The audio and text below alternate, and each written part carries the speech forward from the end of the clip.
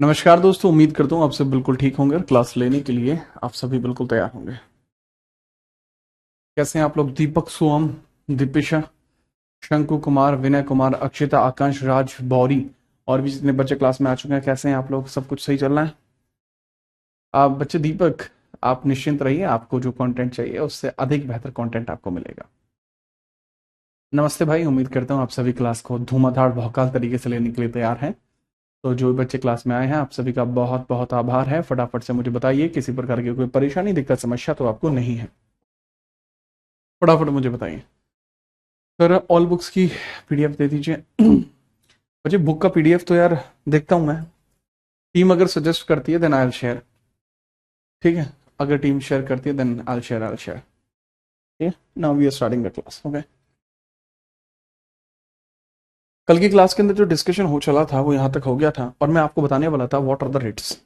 आज हम इसको कंप्लीट कर लेंगे एंड ना सिर्फ इसको कंप्लीट कर लेंगे बल्कि इसके बाद हम बचे हुए फंडामेंटल राइट्स को पूरा कर देंगे और डीपीएसपी को स्टार्ट कर देंगे। राइट, ठीक है छवि, तो हेडिंग डाल दीजिए रेट्स।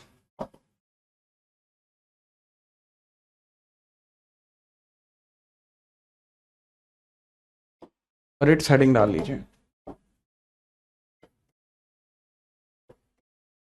रेट्स हेडिंग डाल दीजिए। रेट की हेडिंग आप डाल लीजिए फटाफट से। रेट क्या होती है, रेट की हेडिंग आप डाल लीजिए। ध्यानपूर्वक समझने की कोशिश करते हैं रेट क्या होती है। ऐसे दस्तावेज या ऐसा दस्तावेज जो मौलिक अधिकारों की रक्षा करता है, अधिकारों की रक्षा करता है, रक्षा करता है।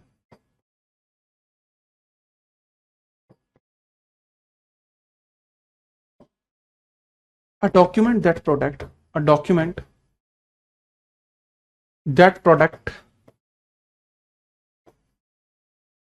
Fundamental rights. ठीक है जी हाँ। अब क्या होता है ये जो आपके फंडामेंटल राइट्स को बचाता है? It protect your fundamental rights. ठीक है, तो उसको बचाता है। ठीक है, चलो अब अगर हम बात करें रिट के बारे में बच्चे, कि भैया हमने बता दिया कि भाई ये तो एक ऐसा दस्तावेज है जो आपके मौलिक अधिकारों की रक्षा करता है। मैं ठीक है भाई, कोई दिक्कत नहीं है सर जी यहां तक तो। अब रिट्स के बारे में आपको पता होना चाहिए, इसको सुप्रीम कोर्ट और हाई कोर्ट दोनों जारी कर सकते हैं। इसको कौन कौन? सुप्रीम कोर्ट और हाई कोर्ट दोनों जारी कर सकते हैं। Supreme court can issue article 32, high court can issue article 226। High court can issue article 226। तो बाबू इसमें हाई कोर्ट भी इशू कर सकता है, सुप्रीम कोर्ट भी इशू कर सकता है। दोनों का अपना अपना अलग अलग पैमाने हैं, अलग अलग बाशिंदे हैं दोनों। ठीक है, बात को समझ लीजिएगा। अब यहां पर हमारा नैरेटिव क्या बनता है, यहां पर हमारा काम क्या बनता है, हम रिट्स के बारे में जाने। अब क्योंकि मैं 5 प्रकार की रिट लिखवा चुका हूं तो पहले आप लिखेंगे क्यू वारंटो क्या होती है। What is quo warranto? अधिकार परीक्षा क्या होती है? तो यहां मैं क्यू वारंटो के बारे में बताना शुरू करता हूं। क्यू वारंटो,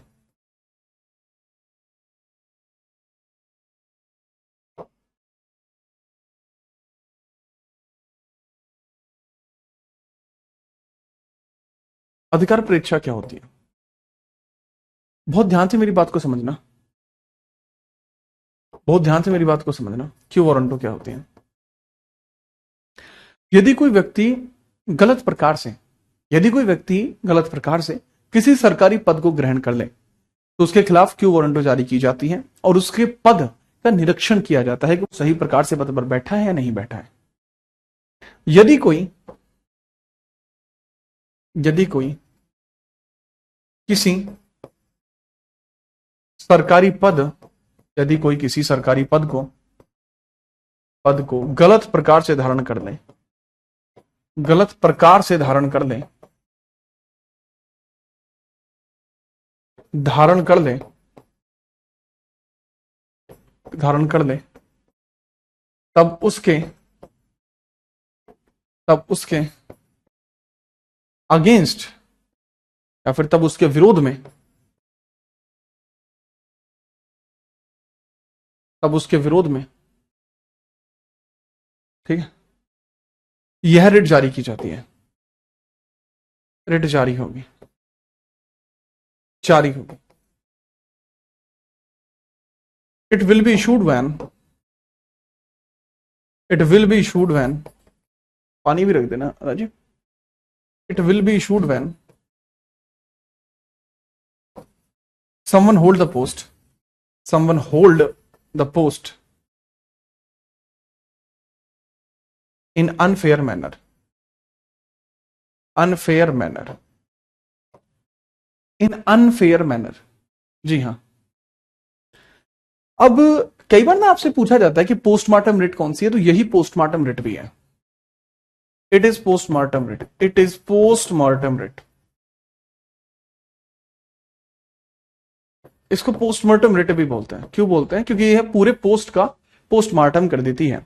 अब कोई पैसे देके भर्ती हो जाए, कोई डरा धमका के नेता बन जाए, तो उन सबके अगेंस्ट ये जो रिट है वो जारी की जाती है। ठीक है जी हाँ। तो ये पॉइंट आपको यहां पर देखने को मिल जाता है। ठीक है शिखा, नोट किया आपने शिखा? बाकी जितने बच्चे सतवंत है, कमल है, विकास है, मनन अंसारी है, अक्षिता है, आकांक्ष, दीपांशु है, विक्कू है, मयंक है, सोमू है, ठीक है, साक्षिता है। तो आपने नोट किया? आपको इस प्रकार से क्यू वारंटो देखने को मिलती है, यानी कोई आदमी था जिसने गलत प्रकार से कोई पद का धारण किया तो उसको वहां से हटा दिया गया।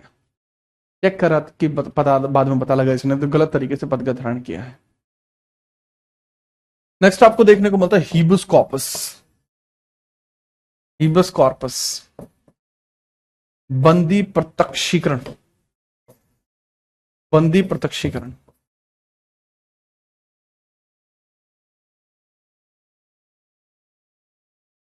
बंदी प्रत्यक्षीकरण आपको किस प्रकार से देखने को मिलता है? दीपा भी है जी, राहुल भी है चलो, ये क्या होता है? जब मतलब अगर किसी आदमी का अरेस्ट होता है तो 24 घंटे के अंदर अंदर उसको पेश करना होता है अदालत में। अगर उसको ऐसा ना किया जाए तो उस अधिकारी के खिलाफ यह रिट जारी होगी जिसने उसे गिरफ्तार किया है। यह उस अधिकारी के खिलाफ होता है, यह उस अधिकारी के खिलाफ जारी होगी, उस अधिकारी के खिलाफ जारी होगी, उस अधिकारी के खिलाफ जारी होगी, यह उस अधिकारी के खिलाफ जारी होगी जिसने किसी व्यक्ति को, जिसने किसी व्यक्ति को, किसी व्यक्ति को गलत प्रकार से गिरफ्तार किया हो, गिरफ्तार किया हो, गिरफ्तार किया हो और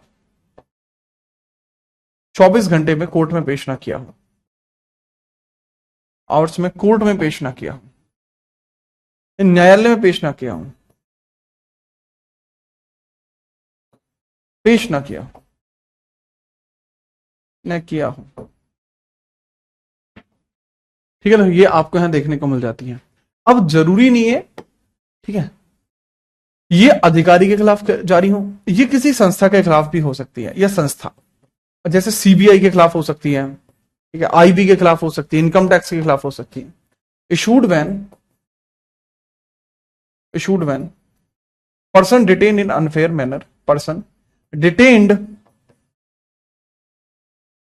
in unfair manner, in unfair manner and not presented in court, and not presented in court, not presented in court in 24 hours। इसको पता है पर्सनल रिट भी कहते हैं। सिर्फ 24 घंटे में, संडे को भी काउंट करते नहीं, केवल वर्किंग डे, और ट्रैवल का टाइम अलग होता है। तो हीबियस कॉर्पस को कई बार हम पर्सनल राइट रिट भी कहते हैं, इसको कई बार पर्सनल राइट रिट भी कहते हैं। एक ऐसी रिट जो पर्सनल अधिकारों से संबंधित है। नोट करो।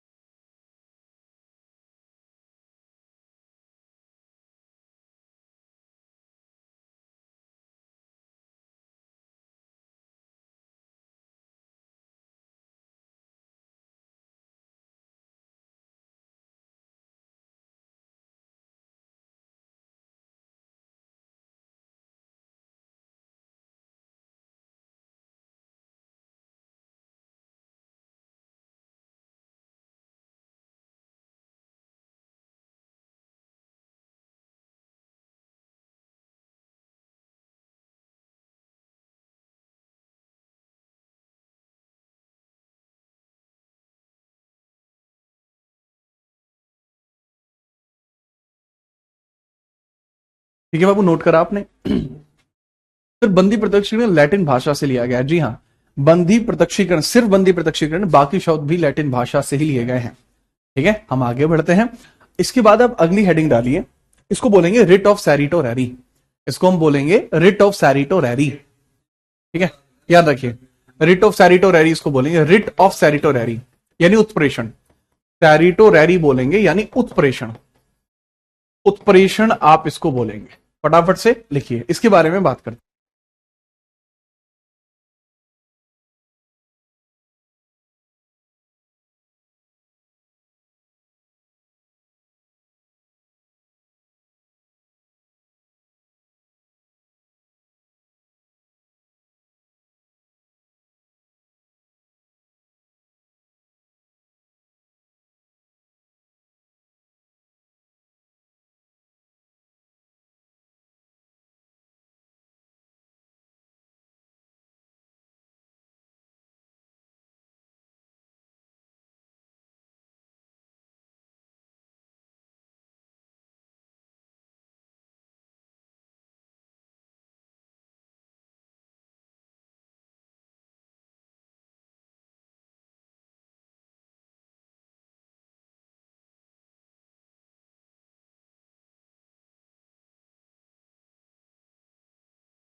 उच्च स्तरीय न्यायालय द्वारा निम्न स्तरीय जो न्यायालय होते हैं, उच्च स्तरीय न्यायालय द्वारा निम्न स्तरीय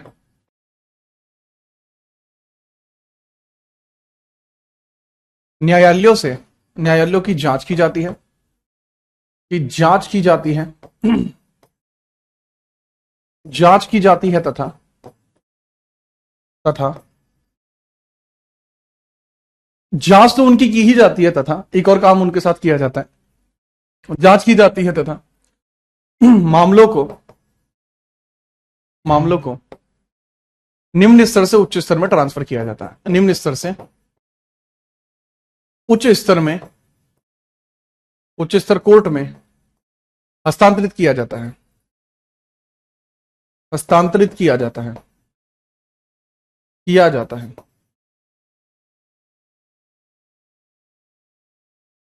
हस्तांतरित किया जाता है। ठीक है, चलिए। मैंने बताया, जैसा कि आपको यहां पर चीजें क्लियर हुई हैं, उसको थोड़ा समझिएगा। जब कोई न्यायालय अपना कार्य ठीक ना करे, व्हेन या फिर this writ used by upper courts for checking process of lower courts and transfer prolonged cases from lower to upper courts। बात आई समझ में? मुझे नहीं लगता कि आपको कोई दिक्कत आ रही होगी। ठीक है, चलिए।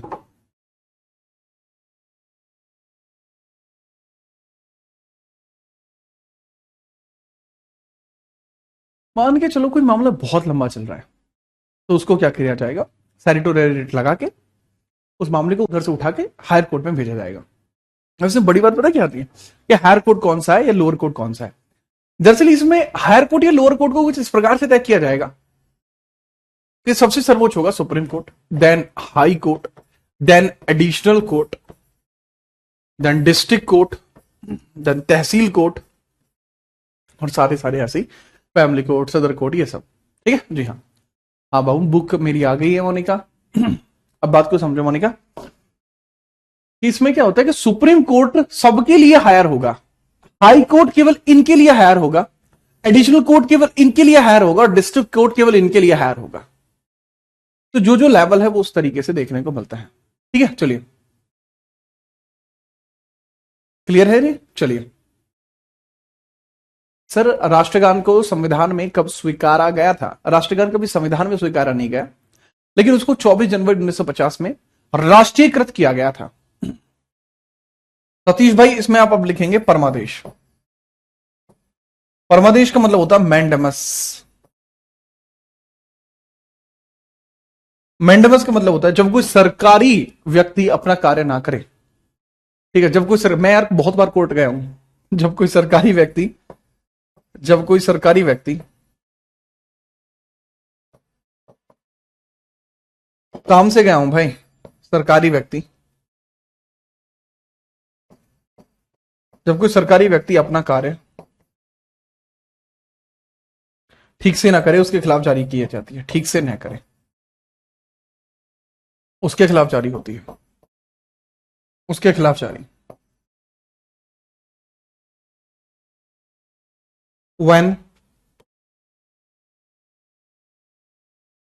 when government officials did not work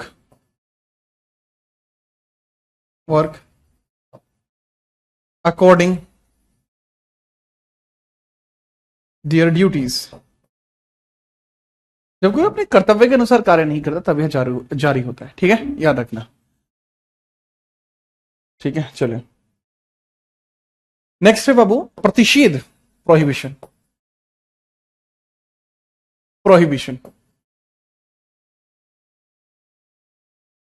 प्रतिषेध या प्रोहिबिशन होता है, ये क्या होता है? जब कोई न्यायालय अपने अधिकार क्षेत्र से बाहर का कार्य करता है, जब कोई न्यायालय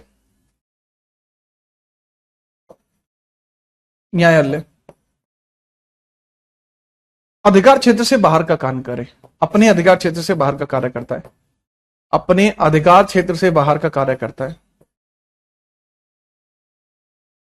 अपने अधिकार क्षेत्र से बाहर का कार्य करता है, बाहर का कार्य करता है,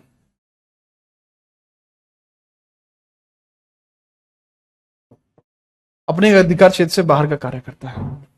मैंने बताया जब कोई न्यायालय अपने अधिकार क्षेत्र से बाहर का कार्य करता है तब उच्च स्तर न्यायालय उसको रोकता है, उसको इस रिट द्वारा रोकता है, द्वारा रोकेगा। When lower court work out of their jurisdiction, when lower court, ठीक है, work out of jurisdiction,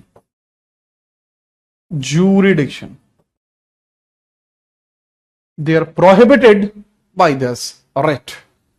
ठीक है, याद रखिए, नोट करिए।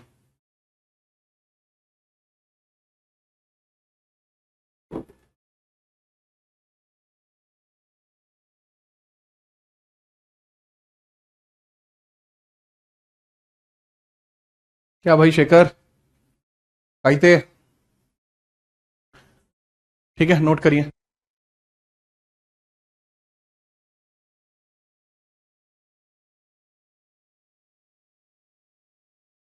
फटाफट से बात करिए।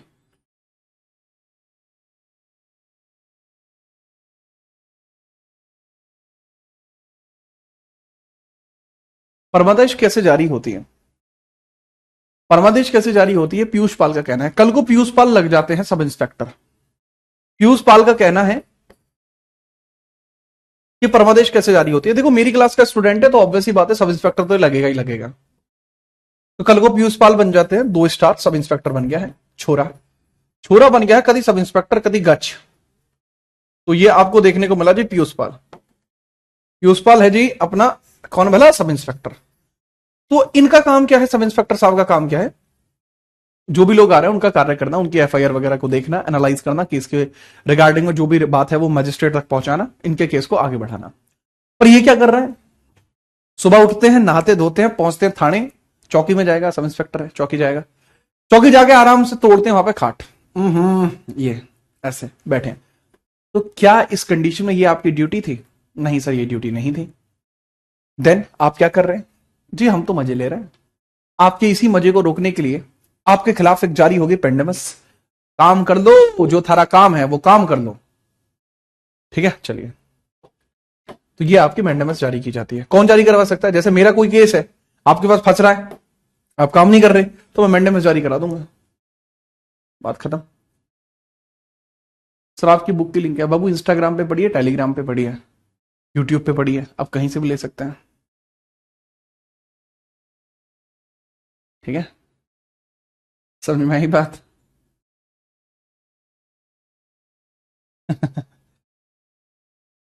हाँ भाई पीयूष, दिक्कत को नहीं आई बे? हिस्ट्री की किताब कब आएगी? अगले महीने। स्टैटिक जी के, हिस्ट्री, यूपी जी के अगले महीने आएगी।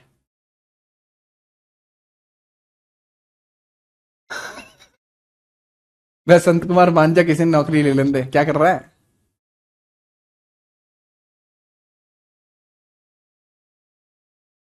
नहीं, इसमें मंडेमस नहीं लग सकता।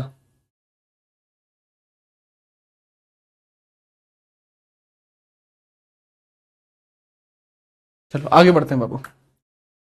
Moving further.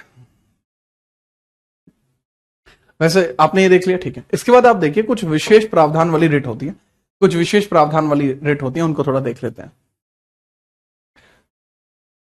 एक बच्चा कह रहे बुक लेना जरूरी है, नहीं है भैया, बुक लेना बिल्कुल जरूरी नहीं है। एकदम दो टूक शब्दों में कह रहा हूं, अगर आप लेवल को बहुत ज्यादा अच्छे लेवल पे देखना चाहते हैं, आप जानना चाहते हैं पॉलिटी का मतलब क्या ही मतलब है, क्या what is the meaning of polity, then आप किताब ले सकते हैं। उसमें आपको कुछ और भी चीजें ब्रीफ में देखने के बजाय आपको डिस्क्रिप्शन में देखने को मिलेंगी। एक प्राइम लेवल, आप अच्छे टीचर बन पाएंगे, ये समझ लेना आप। ठीक है, चलिए। अच्छी किताब है, सस्ती है भाई, इतनी महंगी नहीं है। 174 की तो आपको पड़ी रही है वो, विद डिलीवरी चार्ज। अब इससे सस्ती बाबू कितनी करी जाए बताओ? किताब 140 की है बस वो। अब यहां नोट करिए, नेक्स्ट है आपका आर्टिकल 33, आर्टिकल 34 और आर्टिकल 35। आर्टिकल 34 और आर्टिकल 35।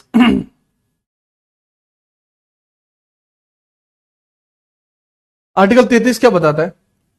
जो भी खुफिया बल हैं हमारे, खुफिया बल हैं हमारे, खुफिया अर्धसैनिक बल हैं, जैसे कोई सीबीआई में काम कर रहा है, रॉ में काम कर रहा है, इन सब में काम कर रहा है। ठीक है, चलिए। जो एल नाम से किताब है, मैं इसको बिल्कुल सजेस्ट नहीं करूंगा भैया, हाथ जुड़वा लो, उस किताब को मत लेना। ब्लू कलर की जो, नहीं नहीं बिल्कुल नहीं। आर्टिकल 33 में आप देखेंगे बहुत ध्यानपूर्वक, इसके अंदर क्या लिखा हुआ? खुफिया एजेंसियों में या खुफिया बलों में कार्यरत, खुफिया बलों में कार्यरत, खुफिया बलों में कार्यरत, खुफिया बलों में कार्यरत, जितने भी लोग होंगे जो खुफिया बलों में कार्यरत, अधिकारी, अधिकारियों के खुफिया बलों में कार्यरत अधिकारियों के मौलिक अधिकारों में कमी, मौलिक अधिकारों में कमी, मौलिक अधिकारों में कमी, अधिकारों में कमी। तो कहने की बात क्या? खुफिया बलों में कार्यरत अधिकारियों के मौलिक अधिकारों में कमी। अब खुफिया बल के अधिकार हैं वो कैसे करें, बात को समझिए। खुफिया बलों की बात करते हैं, खुफिया बलों की बात करते हैं। खुफिया बल आपके कौन कौन से होते हैं? सीबीआई, एनआईए, या आपका आईबी, रॉ। ये जो खुफिया बल है, अगर कोई अधिकारी इनमें काम कर रहा है तो उनके मौलिक अधिकारों में कमी की जाती है। क्यों की जाती है? ताकि देश की सुरक्षा, एकता, अखंडता बनी रहे। ठीक है, चलो। तो that is basically known as derogation, derogation, derogation of fundamental rights, derogation of fundamental rights, derogation of fundamental rights, and so derogation of fundamental rights and derogation of fundamental rights of persons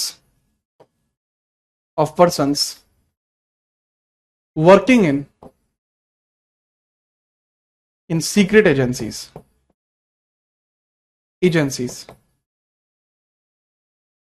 ठीक है, जो secret agency में काम कर रहे लोग होते हैं उनके बारे में बात की जा रही है।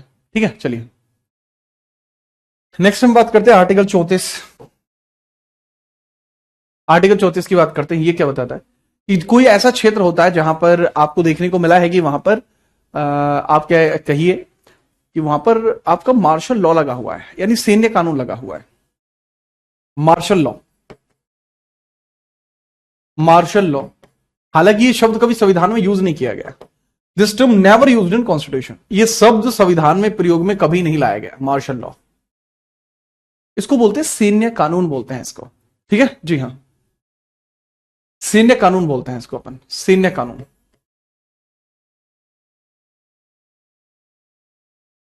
सैन्य कानून इसको बोला जाता है, सैन्य कानून इसको बोला जाता है। तो जैसा मैंने बताया, मार्शल लॉ प्रभावित क्षेत्र में, प्रभावित क्षेत्र में, प्रभावित क्षेत्र में, तो मार्शल लॉ यानी सैन्य कानून प्रभावित क्षेत्र में, इस प्रकार के प्रभावित क्षेत्र में आपको यह देखने को मिलेगा कि जो भी ऐसा क्षेत्र है जो इस प्रकार से प्रभावित किया गया है या प्रभावित हुआ है, उसमें क्या होता है, इस प्रकार के प्रभावित क्षेत्र में, इस प्रकार के प्रभावित क्षेत्र में मौलिक अधिकारों में कमी की जाती है, मौलिक अधिकारों में कमी की जाती है, कमी होगी। विशेषतः आर्टिकल 22 में, आर्टिकल 22 में derogation of fundamental rights, a derogation of fundamental rights in the areas impacted by, in the areas impacted by martial laws, impacted by martial laws। ठीक है, याद रखिएगा। अगला पॉइंटर है भैया आर्टिकल 35, इसके बारे में मुझे बताइए। आर्टिकल 35 के मौलिक अधिकार में संशोधन, मौलिक अधिकार में संशोधन, संशोधन संसद द्वारा किया जाएगा, संसद द्वारा होगा। मौलिक अधिकार में संशोधन संसद द्वारा होगा। तो मौलिक अधिकार में संशोधन होगा, amendment in fundamental rights will be subject of parliament, parliament। तो ये आपको आर्टिकल 35 में देखने को मिलता है। ठीक है, चलो यहीं तक रहेगा। इसके बाद हम बात करते हैं डीबीएसपी के बारे में। पहले इसको नोट कर लीजिए। मूल विधि की किताब बाबू शाम तक उसके रेट कम हो जाएंगे, अवेलेबल तो है बट वो महंगी पड़ रही है, उसको सस्ता करा देंगे।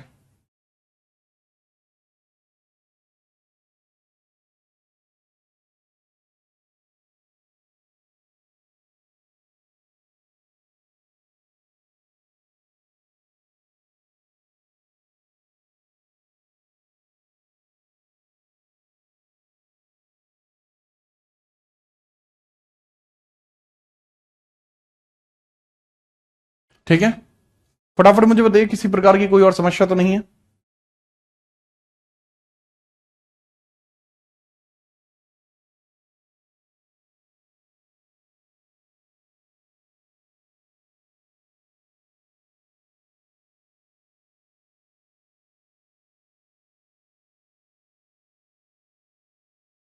फटाफट बताओ।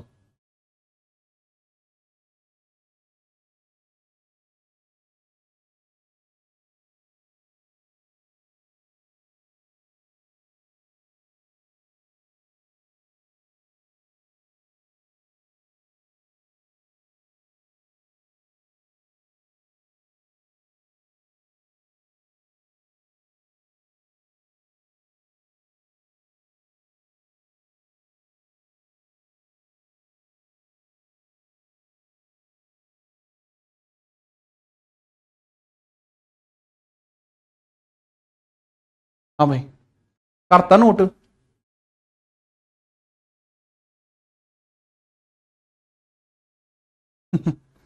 आगे बढ़िए बच्चे। यहां आके हमारा मौलिक अधिकार खत्म होता है। अगली हेडिंग डाल लीजिए, भारतीय संविधान का भाग 4 that is known as fundamental rights के बाद आता है आप इमरजेंसी टाइम में कौन से फंडामेंटल राइट कैंसिल नहीं होते। बहुत बढ़िया, तन्मय का सवाल है। आप देख लीजिए कि एक स्पेशल प्रोविजन देखने को मिलता है, एक स्पेशल प्रोविजन देखने को मिलता है, विशेष प्रावधान देखने को मिलता है। विशेष प्रावधान आपको देखने को मिलता है, विशेष प्रावधान आपको देखने को मिलता है, उसकी हम बात करते हैं। वो कैसे हैं विशेष प्रावधान। उसकी हम बात करते हैं। विशेष प्रावधान आपको देखने को मिलता है बाबू आर्टिकल 358 में। आर्टिकल 358 कहता है क्या भला कि आर्टिकल 19 या आर्टिकल 359 कहता है, बेसिकली 359 कहता है, 359 कहता है कि article 20 and 21 can not be revoked, can't revoked. कि कुछ भी हो जाए, किसी भी परिस्थिति में आपातकाल वापातकाल कुछ भी लग जाए, परंतु ये कभी भी खत्म नहीं किए जाएंगे। ठीक है, तो आर्टिकल 20 और आर्टिकल 21 के बारे में कहा गया कांट रिवोक्ड, इनमें इनमें कमी नहीं की जाएगी, इनमें कभी नहीं की जाएगी, इनमें कमी नहीं की जाएगी, इनमें कमी नहीं की जाएगी, नहीं की जाएगी।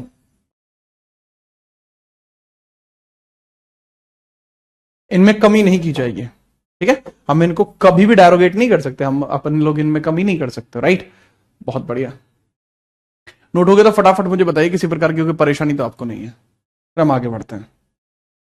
इनमें कभी भी कमी नहीं की जाएगी, खुल के बताइए फटाफट से।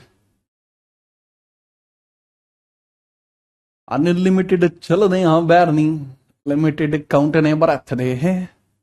बाबू ये गाना लिखने का क्या मतलब है जी? क्या रे सिक्कू, चलो। हाँ, इनमें ऐसे है, उनमें कमी नहीं की जा सकती कभी।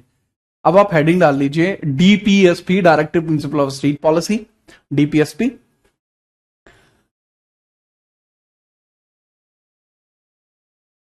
ठीक है, जिनको हम बोलते हैं नीति निर्देशक सिद्धांत, DPSP.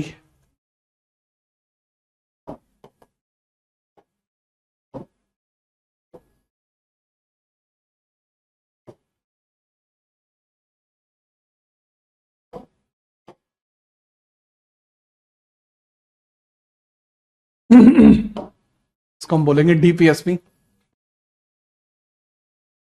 Directive principle of state policy, directive principle of state policy,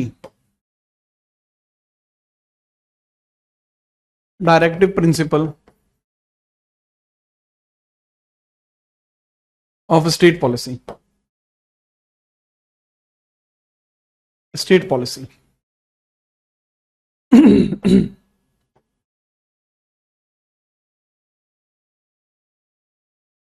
directive principle of state policy, इसका मतलब होता है राज्य के नीति निर्देशक सिद्धांत, राज्य के नीति निर्देशक सिद्धांत, राज्य के नीति निर्देशक सिद्धांत, नीति निर्देशक सिद्धांत, सिद्धांत, राज्य के नीति निर्देशक सिद्धांत। ठीक है, चलो। अब जो राज्य के नीति निर्देशक सिद्धांत है, ये आपको देखने को मिलते हैं संविधान के भाग 4 में, संविधान के भाग 4 में देखने को मिलते हैं। और बाबू इसमें देखने को मिलता है आर्टिकल कौन सा है, आर्टिकल 36 से लेके 51 देखने को मिलता है। अब ये भी एक प्रकार के अधिकार ही होते हैं, ये भी एक प्रकार के अधिकार ही होते हैं, उसकी हम बात कर लेते हैं। बताइए सर क्या होता है? बाबू सुनो, डीपीएसपी जो होते हैं इनके बारे में क्या चर्चा आपको पता होनी चाहिए। ये भी एक प्रकार के अधिकार ही होते हैं। ठीक है, क्या होते हैं सर? इनका सबसे पहले पूछा जाता है इनकी परिभाषा क्या है। ये एक विशेष प्रकार के अधिकार हैं जिनका देना या ना देना राज्य पर निर्भर करता है। तो इसकी डेफिनेशन बताइए, इसकी परिभाषा क्या है और इसका ऑब्जेक्टिव क्या है, उद्देश्य क्या है,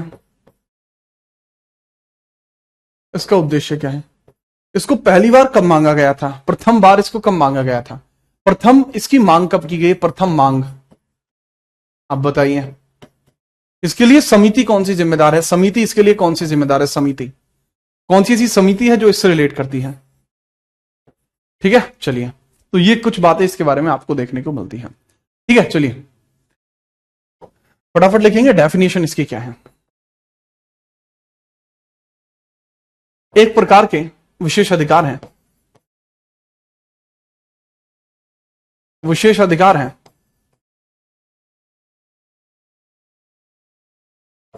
विशेष अधिकार हैं जो राज्य पर निर्भर करते हैं, निर्भर हैं।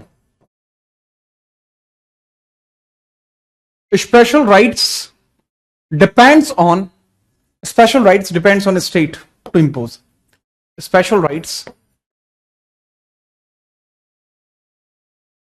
डिपेंड्स ऑन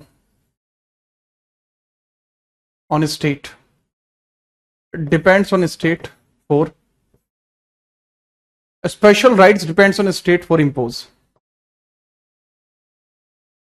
लागू होने के लिए राज्य पर निर्भर करते हैं। इसका उद्देश्य क्या है?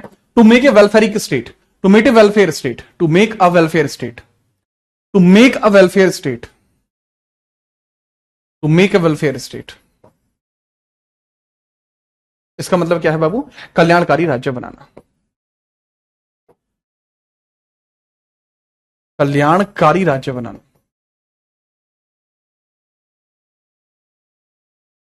कल्याणकारी राज्य बनाना। अब बड़ी बात पता है यहां क्या आती है कि बाबू कल्याणकारी राज्य आप किस प्रकार से देखते हैं, तो आपकी नजरों में कल्याणकारी राज्य कौन सा है, यह है बड़ी बात। तो आप बताइए आपकी नजरों में कल्याणकारी राज्य कैसा है?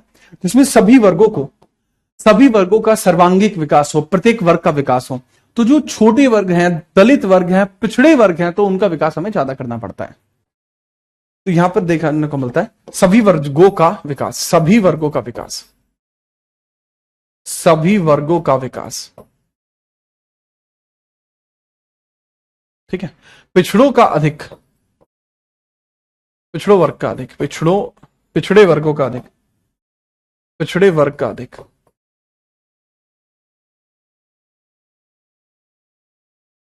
Development of all classes, development of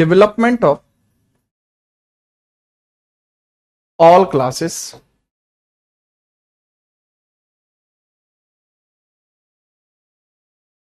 specific backwards,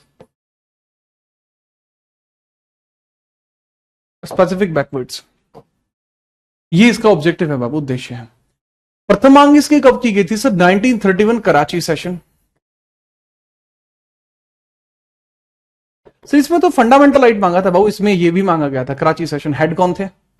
Sardar Patel, Sardar Patel head थे जी, सरदार पटेल। हेड कौन थे? सरदार पटेल थे। हेड कौन थे? सरदार पटेल आपको देखने को मिल जाएंगे। समिति के बारे में बात बताइए। समिति के बारे में आप मुझे बताएंगे, समिति इसकी कैसी आपको देखने को मिलती है? समिति यानी कमेटी, आपको पूछा जा रहा है कमेटी। आप कमेटी के बारे में बताइए, कमेटी कौन सी है, क्यों है, किस प्रकार से है, कमेटी बताइए। तो कमेटी आपको देखने को मिलती है तेज बहादुर सप्रू कमेटी, तेज बहादुर सप्रू समिति, बहादुर सप्रू। आपको याद होगा उसमें जो दूसरा भाग मांगा गया था, वैकल्पिक अधिकार मांगे गए थे, वो यही है, तेज बहादुर सप्रू समिति, तेज बहादुर सप्रू समिति 1945। That is a point. इनको किस प्रकार के सिद्धांतों पर निर्भर माना जाता है और ये कहां से लिए गए हैं, कहां से लिए गए हैं और ये किस सिद्धांत पर निर्भर करते हैं, किस सिद्धांत पर निर्भर करते हैं, इनका सिद्धांत कौन सा है? सिद्धांत यानी प्रिंसिपल कौन सा है, किस सिद्धांत या प्रिंसिपल पर निर्भर करते हैं?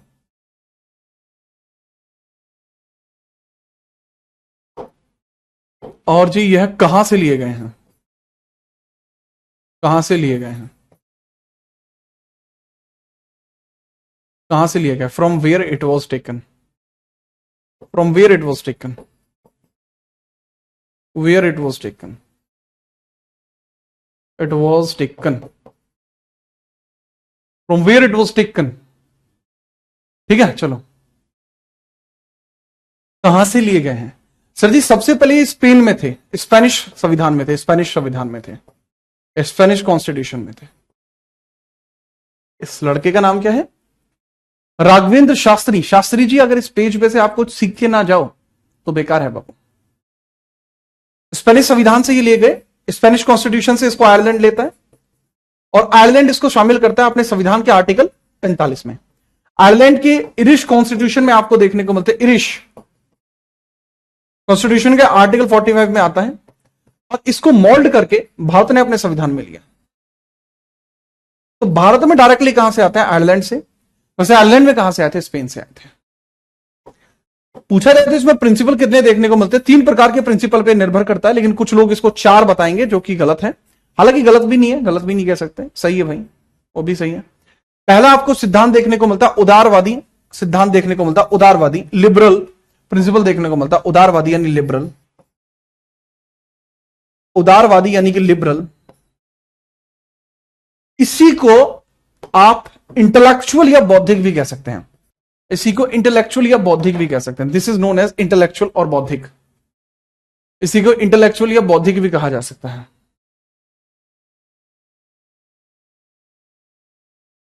इसी को इंटेलेक्चुअल या बौद्धिक भी कहा जा सकता है।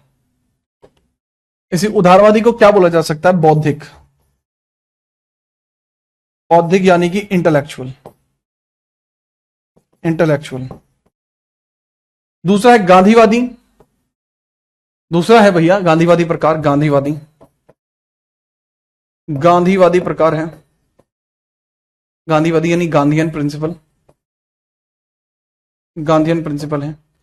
और तीसरा बच्चे आपको यहां देखने को मिल जाता है उदारवादी। उदारवादी, उदारवादी यानी कि लिबरल। उदारवादी यानी कि लिबरल नहीं, सॉरी, लिबरल तो मैंने लिखवा दिया। समाजवादी यानी सोशल, सोशलिस्ट आपको देखने को मिल जाता है। बताओ फटाफट। और बताइए राघवेंद्र भाई। Director principle of state policy को डॉक्टर भीमराव अंबेडकर ने कहा था कि यह संविधान का नोबल फीचर है। यह संविधान का नोबल फीचर है। Doctor Bhimrao said it. Doctor Bhimrao ने क्या कहा था इसको लेकर? DPSP are noble feature of India. DPSP are noble feature, noble features. नवीन प्रावधान बताया गया। डीपीएसपी को क्या बताया गया? नवीन प्रावधान बताया गया। नवीन प्रावधान बताया गया। नवीन प्रावधान बताया गया। डीपीएसपी को नवीन प्रावधान बताया गया था। ठीक है, फटाफट बताइए। डॉक्टर भीमराव ने कहा था कि नवीन प्रावधान है। हरिओम बाबू, अगर आप मुझसे पढ़ें और सिलेक्शन को लेकर आपके दिल में कभी कोई संशय आ जाए कि होगा या नहीं होगा, फिर आप किसी और से ही पढ़ें। ठीक है, याद रखना। मुझसे पढ़ने वाले छात्रों के मन में संशय नहीं रहती। आप पहले छात्र मुझे यहां पर वर्तमान में प्रतीत हो रहे हैं जो मन में संशय लेकर यहां पर उपस्थित हैं। चलिए आगे बढ़िए। अगर आपने सोच लिया मैं या कोई और, तो फिर आप कोई और को चुने, वो ज्यादा बेहतर है।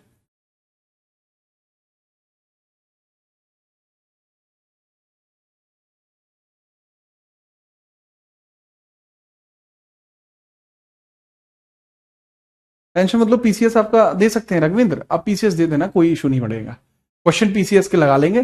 ठीक है, यूट्यूब पर क्वेश्चन लगा लेंगे। पीसीएस का बैच मैं अनाउंस करने वाला हूं यूट्यूब पर। ठीक है जी। तो ये आपको कुछ इंपोर्टेंट पॉइंटर्स देखने को मिलते हैं डीपीएसपी के बारे में। मुझे नहीं लगता कि आपको कोई और परेशानी होगी। लोगों ने इससे प्रेरित होकर किताबें छाप दी हैं भाई, मेरे राइटिंग के डिजाइन से प्रेरित होकर।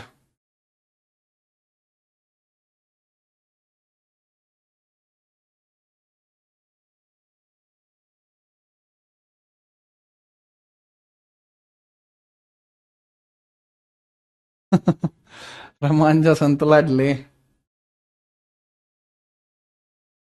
आगे बढ़े। वो बुक की पीडीएफ की आपको जरूरत नहीं है। बुक जो भी है आप ऑफलाइन में जाकर डिमांड करिए किताब की। ऑफलाइन में किताब का फोटो दिखा दीजिए, आपको या तो वहां पे चीजें मिल जाएंगी। ठीक है, या ऑनलाइन से आप परचेस कर सकते हैं। ऑफलाइन में जाके भी आप फोटो दिखाएंगे उतना पर्याप्त होगा। ठीक है, चलिए।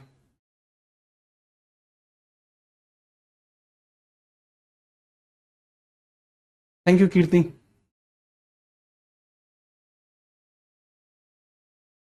नोट करिए फटाफट, हम आगे देन आगे बढ़ते हैं फटाफट से।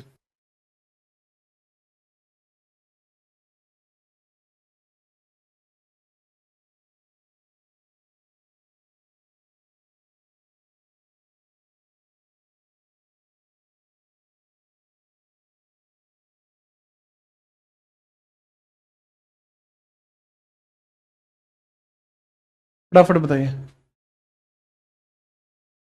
अच्छा ये कोई नहीं कोई नहीं। थैंक यू दीपा, आपने पॉलिटी ले ली है, थैंक यू थैंक यू। मैं इंतजार करूंगा आप सबका। नेक्स्ट आगे बढ़ो।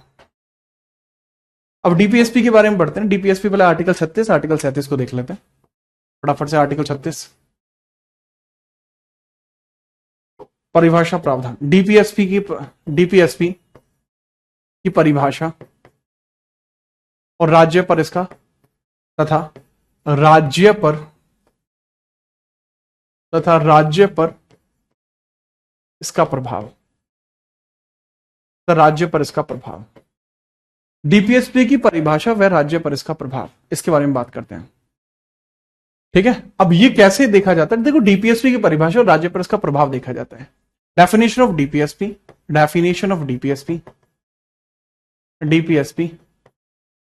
and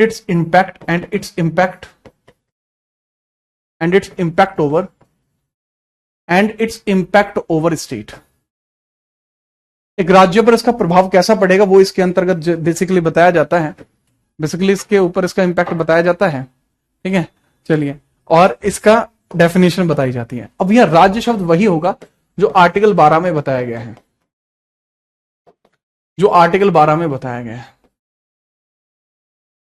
ठीक है, हाँ वही होगा जो आर्टिकल 12 में बताया गया है। ठीक है जी हाँ, मुझे नहीं लगता कि कोई इशू आपको होगा।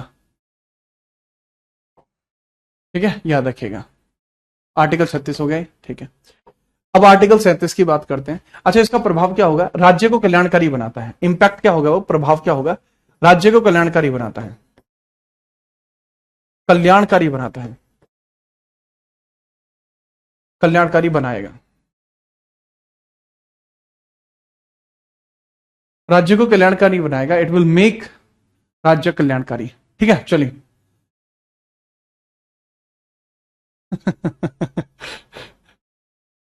आर्टिकल 37। ठीक है भाई, हरिओम भाई, लो आर्टिकल 37 पढ़ो तुम। हरिओम भाई, ये कमेंट आप देखिए। आपका फोटो वॉलपेपर लगाया है और पढ़ूंगा दूसरे से। हाँ हाँ हाँ। थैंक यू भाई। जो डीपीएसपी है वो गैर न्याय संगत है। डीपीएसपी गैर न्याय संगत है। डीपीएसपी गैर न्याय संगत है, नॉन जस्टिकेबल है। डीपीएसपी और नॉन जस्टिकेबल। डीपीएसपी गैर न्याय संगत है, नॉन जस्टिकेबल है, नॉन जस्टिकेबल है। आप डीपीएसपी के किसी भी प्रावधान को लेकर कोर्ट में जाके डिमांड नहीं कर सकते। Can't demand from court, can not demand in court, कि नॉट डिमांड इन कोर्ट। आप कोर्ट में जाकर इसकी डिमांड नहीं कर सकते। आप कोर्ट में जाकर इसकी डिमांड नहीं कर सकते, ये इंपॉर्टेंट होगा। आप कोर्ट में जाकर इसकी डिमांड नहीं कर सकते, कि नॉट डिमांड इन कोर्ट। ठीक है, चलो याद रखेंगे, बढ़िया। आर्टिकल 38, राज्य का कर्तव्य है,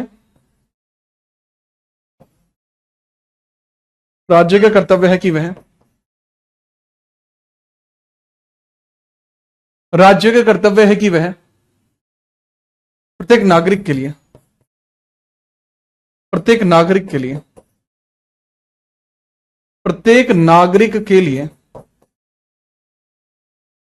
राज्य का कर्तव्य है कि वह प्रत्येक नागरिक के लिए सामाजिक, आर्थिक व राजनीतिक न्याय उपलब्ध कराए। सामाजिक आर्थिक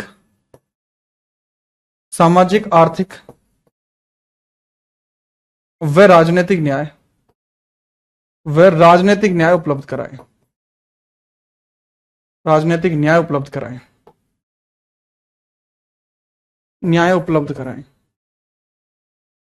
उपलब्ध कराए।